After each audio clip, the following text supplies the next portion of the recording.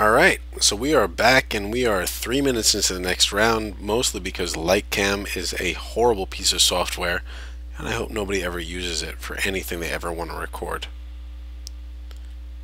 So, no, we don't want to keep a one-land hand, and yeah, I guess we are at 2.5 minutes in, just because Lightcam doesn't know what they're doing with software.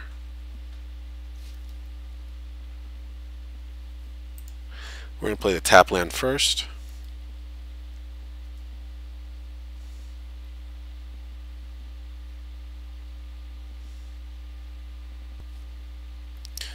Opponent comes out with an early Bondkin, which is a very, very good early, strong card. Strong early card. But I don't like it because it ties him up for mana if he wants to pump it, or he can swing for 2. He's probably going to swing for 2 and then play a morph. That's probably going to be his play. And it would be a good one if he did so.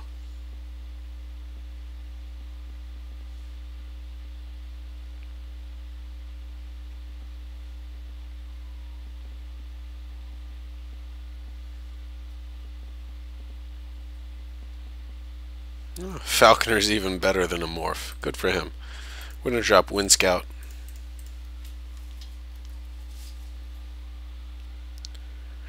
And that's the problem with this format, is that being on the draw always puts you on the defensive very early on. It's something I don't like about the format, but I was going to say it seems like our opponent is mana screwed, but I guess not.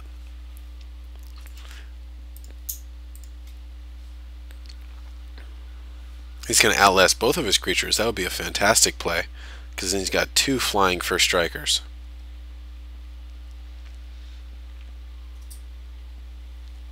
Yep, I don't blame him for doing any of that.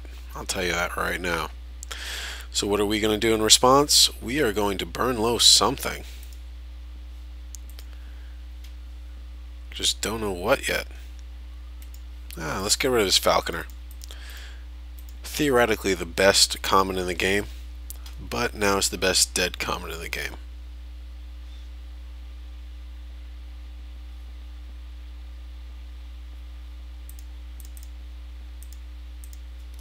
Swing for 3, and now all of a sudden we're up on this race.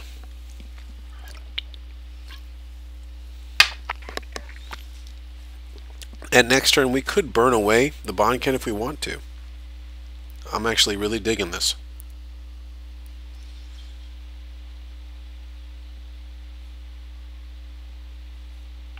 Yeah, we're going to play Master of Pearls as a morph, but we also have enough mana for burn away if we want to.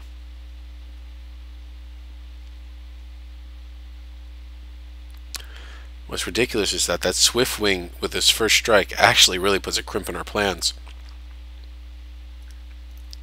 But not if we burn something away first. Alright, you know what we're going to do? We're going to play an island, and then we're going to play Sitting Duck. We're going to pretend to not know what's going on. And then when he swings with both Bondkin and Swift Wing next turn, we're going to block with Wind Scout and then burn away the Bondkin for the eat your Swift Wing nobleness. I don't know. So we're actually looking at something like a 3 for 2 at this point if he swings with everything, which is exactly what we wanted him to do. Kinda, sorta.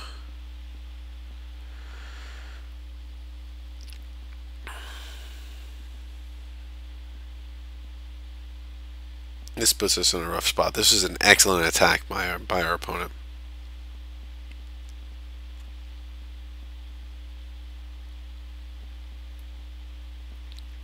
I think what we do is, in order to combat his excellent attack, which it really was, we're just going to block with the Wind Scout. We're going to block the morph for the Wind Scout.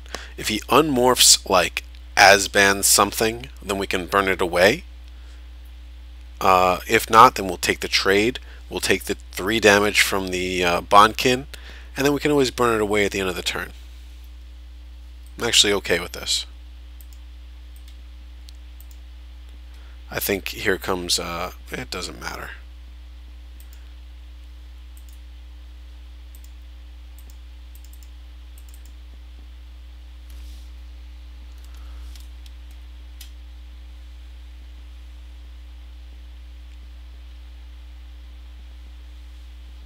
Get that out of my face. I take 3 damage, but you lose a big-ass creature.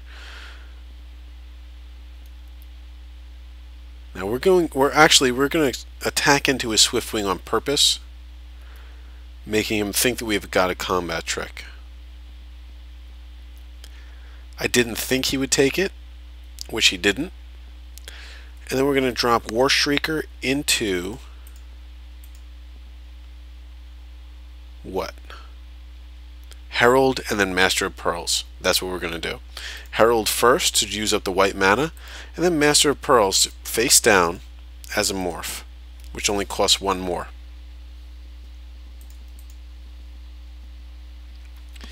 And here we are dropping our hand very quickly on our opponent. He kind of doesn't know what's happening to him at this point.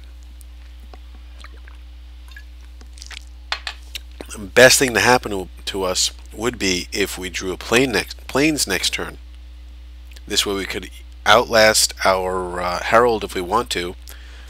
We could get 1 more mana closer to our master. Oh, 2 Swiftwings. That's a little rough, actually. And here's where evasion really comes into play in this set. He's going to swing the Swiftwings. Alright, you know what? I'm fine with that. I'll go 2 for 2 with him all day, especially when we drop a 1 plains for our outlasted Herald, and then swing right back at him with our prowessed Wind Scout.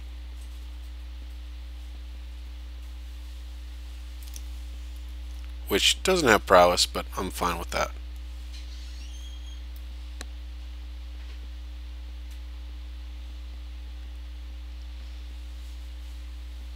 So we're keeping it within 3 points at this point. If he outlasts his Salt Road Patrol or his Bondkin 1 more time, if he outlasts his Salt Road Patrol twice or the Bondkin once more, then they're dead to smite. And he's going to want to do one or the other, I think. Armament Corps is kind of a big deal. Not gonna lie, that's a hefty card right there, especially with Bondkin in play.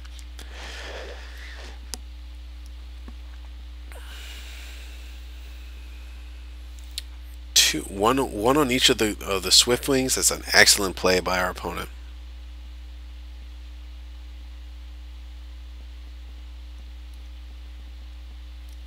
He is bringing the pain right now. He really is.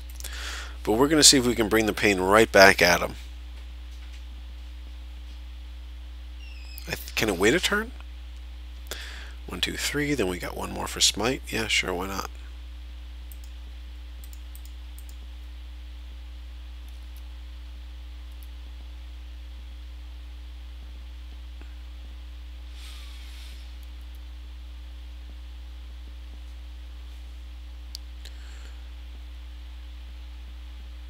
What do we want to swing? I think we're just swinging with Wind Scout at this point.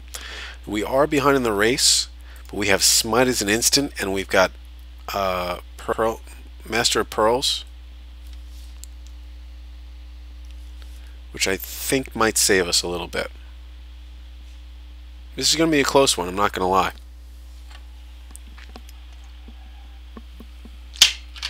Sweetheart, can I get another beer? Thank you, baby. Sam Adams. This one.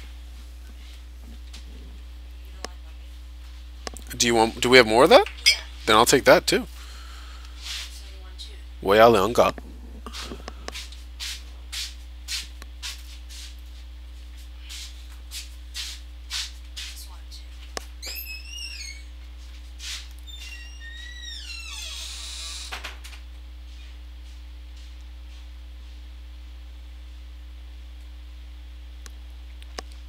We are...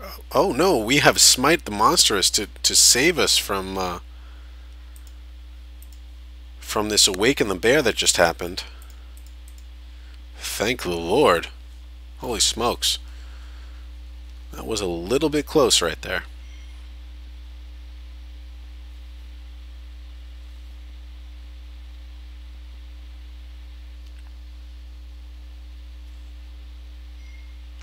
But that means that we don't have it any longer for Armament Corps, which is what we were going to use it for on our swing back. But we did get Force Away, which I will take every day of the week. So what are we going to do here? We need to deal 12 damage. And frankly, it's got to be this turn.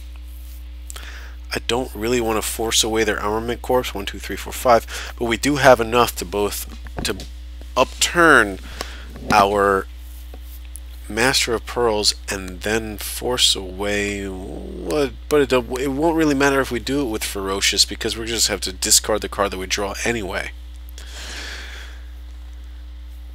Oh, wow. This turn is a big deal right here. And what I choose to force away is going to be a big deal. Can we deal 12? So I force away the Armament Corps, and then he's got 2 blockers. So what is he going to block? He's going to block the Herald and the Shrieker.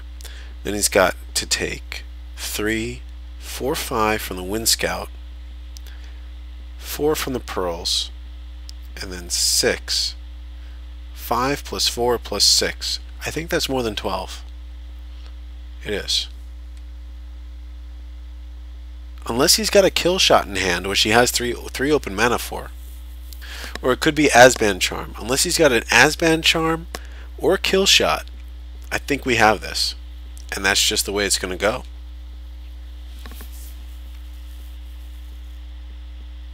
What are we going to bounce? That's a good question.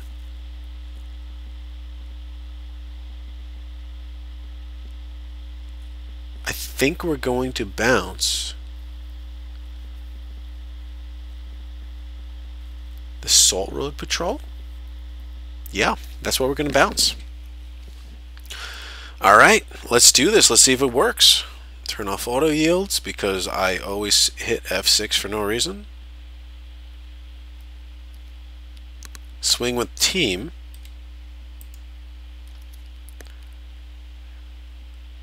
And then see what happens. First we want to swing up Master of Pearls, then we want to do the Force Away just to get 1 more in our graveyard, because no reason, I guess? I guess just for surprise. Oh shit.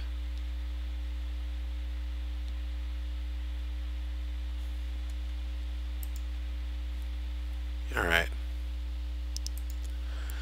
No, I should have forced away first. Then he would have taken more damage. But I'm going to see what I can kill right here. I think I'm going to bounce. I'm going to bounce the Swiftwing.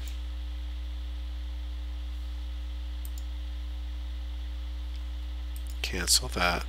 Turn this up first.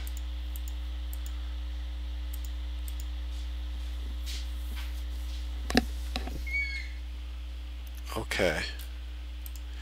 Force away the Swiftwing. Get rid of that little extra damage that he's got going on.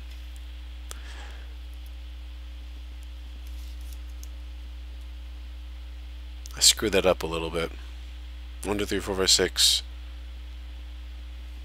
He's only taking 11 at this point, but I'm killing 3 of his creatures.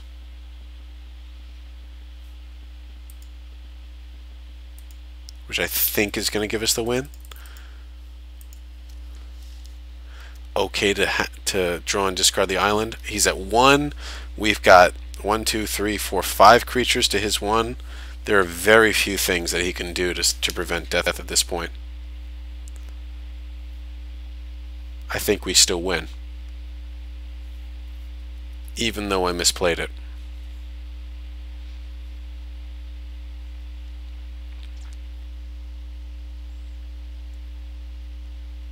Unless he has become immense.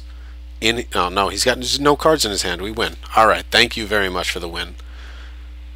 And we will be right back, I guess, after sideboarding against Asban. Armament Corps, Sortwell Patrol, Bondkin, Swiftwing, Awaken the Bear. Alright. What do we want to side in? I don't think anything. A little bit happy we won that. Alright. See you next game.